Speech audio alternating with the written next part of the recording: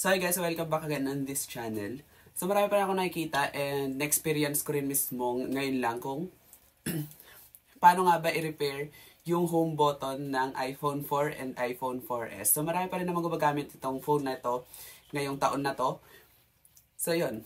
So naisip ko siyang gawa ng content since popular to way back 2011 na yung pag-clinic yung home button ng iPhone 4 or 4S, hindi siya nagpa-function ng maayos o kaya naman hindi na talaga siya nag-working. Procedure natin na to, hindi natin kailangan ng tools, hindi din natin kailangan i-open na mismong phone. Ang gagawin lang nating repair is yung basic repair lang siya.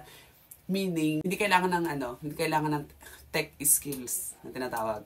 So, start na tayo. So, simulan natin siya sa pinakaunang-unang step, which is yung calibration. Yung calibration na apply lang to kapag pinindot yung home button ng iPhone nyo and slow siyang mag-respond o mahirap siyang pindutin. Pero since itong iPhone na ito is nag-stop talaga yung working ng home button, as in, hindi talaga gumagana yung home button. Tignan nyo. Kung makikita, hindi talaga gumagana yung home button.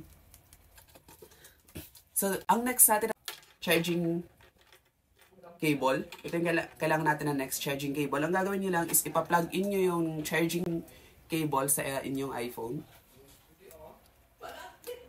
And ipo-push up nyo to pataas. Ganyan. Huwag masyado kasi baka masira. Then, itatap yung home button. Yan, kapag umilaw na, sabihin, okay pa rin. Now, kung makikita hindi pa rin siya gumagana. And yan. Ang next na procedure natin, ano siya, ang required dito na alcohol is yung 99.99% isopropyl alcohol. And advice ko lang is huwag kayong gagamit ng rubbing alcohol kasi merong halong water yon na may gawin ito ko kayo ng cotton balls tsaka pencil na merong eraser. Tapos, lalagyan nyo lang. Ganyan. Ayan. Tapos, i-apply nyo siya direct sa home button. Ayan.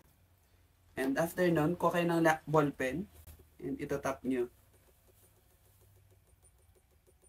Huwag masyado kasi pwede ma-absorb ng screen yon and baka magkaroon ng residue once na binuksan nyo ang display. Mag-give kayo about 10 minutes bago nyo galawin ulit yung phone. So yun. So kapag hindi pa rin talaga siya gumana at all, ito na yung pinaka-final na kailangan gawin is yung on-screen home button o yung assistive touch na tinatawag.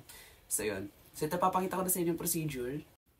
Okay, first is go to your settings. Down to general.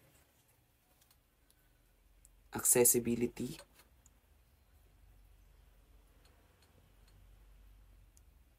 And assistive touch. So ganoon na siya. Ngayon pag clinic niyo yan, meron siyang choices of action.